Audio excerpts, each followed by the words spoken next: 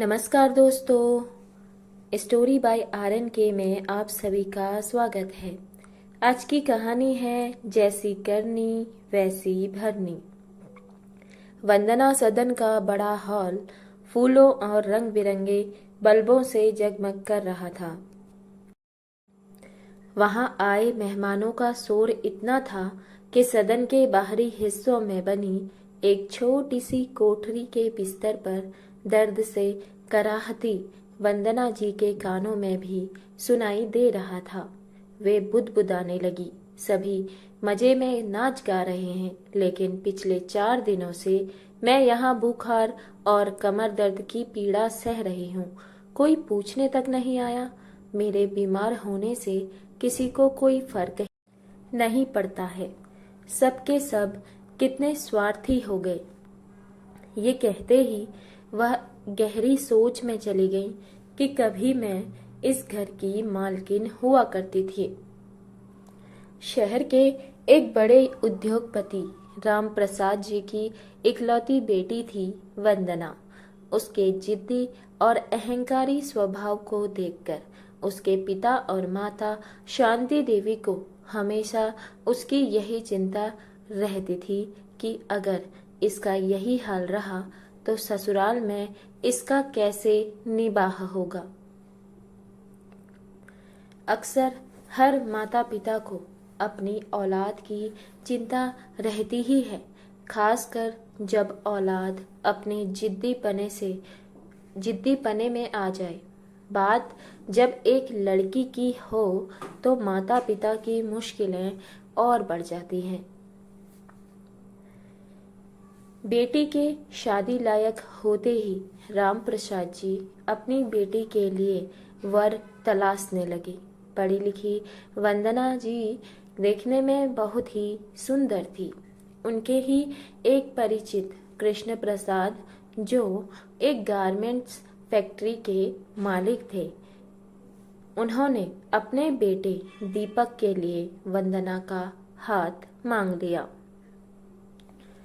दीपक MBA करके अपने पिता की फैक्ट्री को ही संभाल रहा था।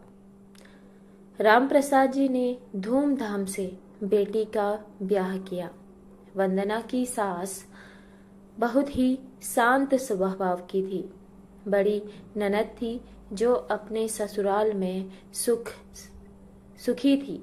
साल बीतते बीतते वंदना एक बेटे राज की मां बन गई और 2 साल बाद एक प्यारी सी बेटी ईशानी भी उसकी गोद में खेलने लगी थी।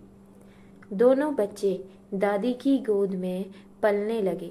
घर के नौकरों ने घर को संभाल रखा था, क्योंकि वंदना का समय तो बस क्लबों पार्टियों में ही बीतता था। समय का पहिया घूमता गया। वंदना जी के दोनों बच्चे बड़े हो गए थे। एक दिन अचानक कृष्ण बाबू को दिल का दौरा पड़ा और वे ईश्वर को प्यारे हो गए। उसके बाद से वंदना को अपनी सास आंखों में खटकने लगी। वंदना ने बेटी की शादी तय कर दी। विवाह के कुछ दिनों पहले ही उसकी सास बाथरूम में फिसल गई थी। उन्हें पूरा आराम करना था, लेकिन पोती की शादी तो सिर पर थी। उन्होंने अपने बेटे दीपक से कहा कि बेटा, मैं तो बीमार हूँ, शादी की तारीख आगे बढ़ा दे तो मैं भी ईशानी की विवाह में। कहते कहते वह अचानक रुक गई। हर दादा दादी का सपना होता है कि अपने पोता पोती की शादी को देख पाए। हरगिज नहीं, आप नहीं चल सकती हैं, ये तो आपकी प्रॉब्लम है, वंदना तपाक से बोली तो उसकी सास की आंखें भर आई। उन्होंने जानकी जी से पूछा, क्या मेरे बीमार रहने से किसी को कोई फर्क नहीं पड़ता है? क्यों फर्क पड़ेगा जब खुद के बेटे को कोई असर नहीं पड़ रहा। खुद का बेटा होकर भी वह अपनी पत्नी के खिलाफ नहीं जा सका। बीमार हालत में भी अपनी सास को अकेले छोड़कर वंदना ने मुंबई जाकर अपनी बेटी की शादी कर दी। ये सब सोचकर वंदना की सास को बहुत आघात पहुंचा।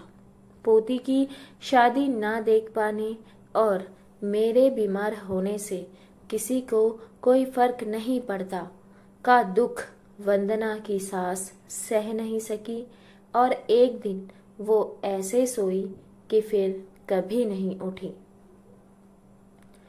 अच्छी लड़की देखकर वंदना जी ने राज का भी विवाह कर दिया।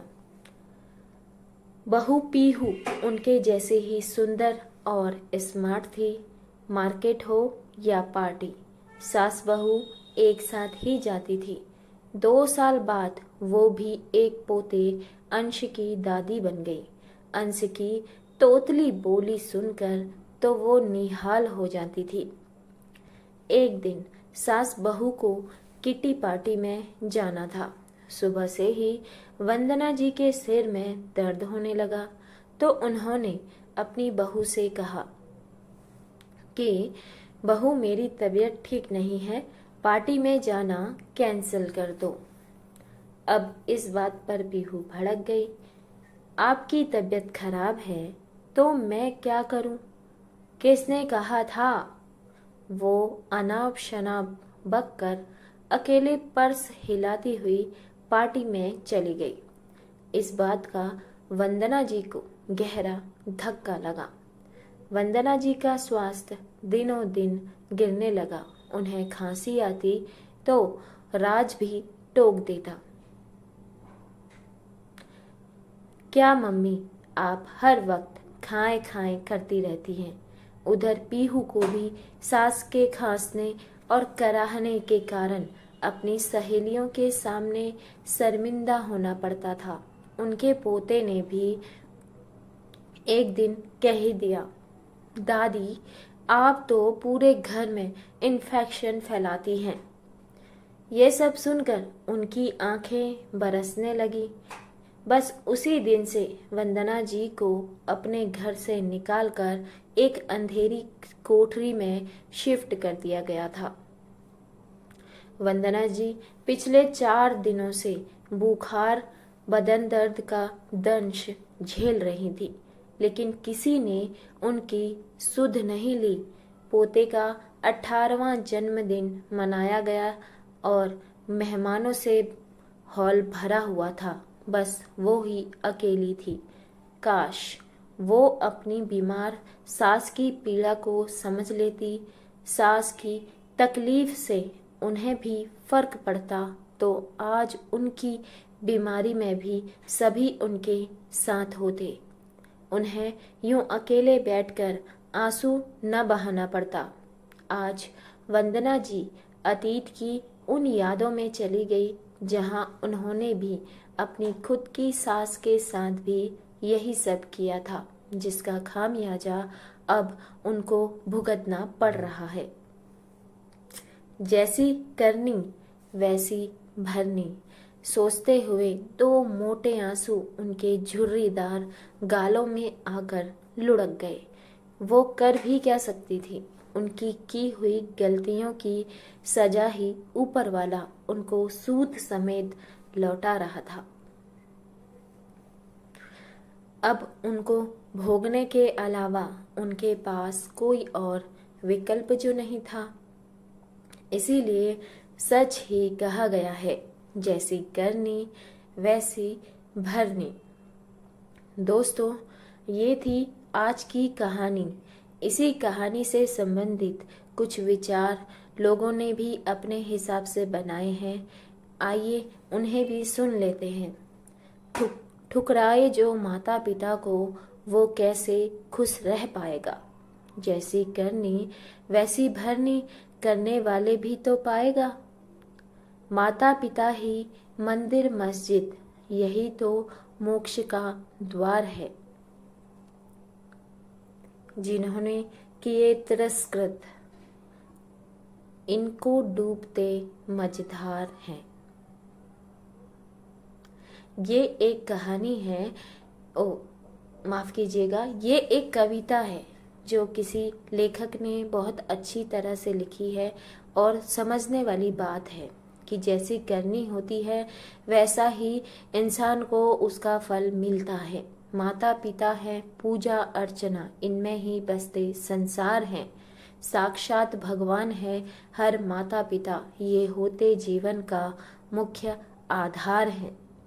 जो जैसा करेगा वो वैसा पाएगा। अगर आज तू किसी को रुला रहा है तो कल कोई और तुझे रुलाएगा। यही तो विधि का विधान है दोस्तों। कर्म बहुत शक्तिशाली है। आज आप जो करेंगे वह निश्चित रूप से आपके पास वापस आएगा। जैसी करनी वैसी भरनी, यकीन ना हो तो करके देख। जन्नत भी है जहन्नम भी है, यकीन नहीं है तो मर के देख। कितनी बड़ी बात कही है। कहते हैं जो जैसा कर्म करता है, कहते हैं जो जैसा कर्म करता है उसे वैसा ही फल मिलता है। अगर ऐसा हो तो सच्चा प्यार करने वाले को सच्चा प्यार क्यों नहीं मिलता है।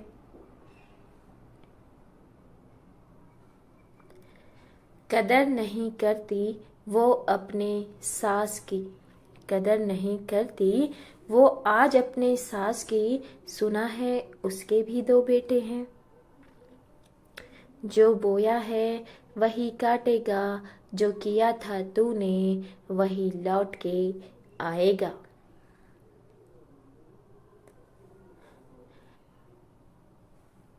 करके बड़ा मेरे माँ बाप ने, करके बड़ा मेरे माँ बाप ने, ये क्या गुनाह ए खुदा कर लिया।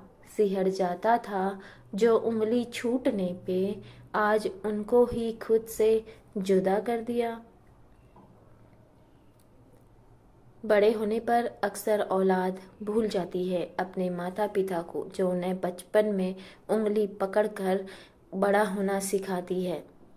खुद कांटों में सो गए फूलों की सेज पे रखा मुझे, खुद कांटों में सो गए फूलों की सेज पे रखा मुझे। पाँवों में छाले पड़े उनके पर हाथों हाथ रखा मुझे।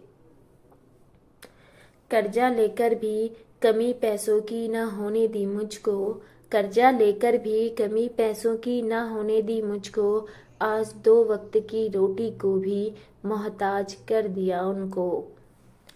भूल चुका मैं लाड़ प्यार उनके दिए अमिट त्याग को, भूल चुका मैं लाड़ प्यार उनके दिए अमिट त्याग को। उनकी तकलीफों को, उनके निश्चल स्वभाव को।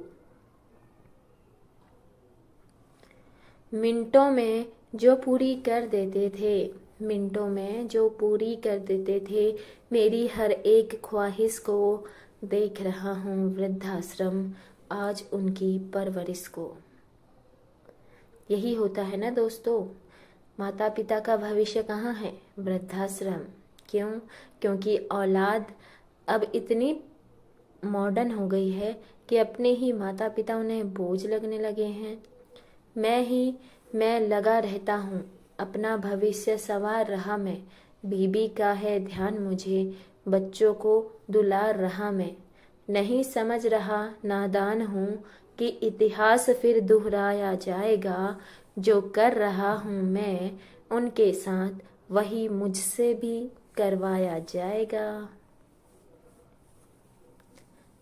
मेरा बेटा बड़े प्यार से मेरी फसलों का फल खाएगा। मेरा बेटा बड़े प्यार से मेरी फसलों का फल खाएगा। फिर एक रोज मुझे मेरा लाडला उसी वृद्धाश्रम ले जाएगा। बहुत प्यारी बात कही है दोस्तों। कहानी खत्म होती है सुविचारों के साथ। कहानी कैसी लगी, सुविचार में क्या समझ आया, आप कमेंट बॉक्स में जरूर से बताइए। माता पिता का आशीर्वाद आप पर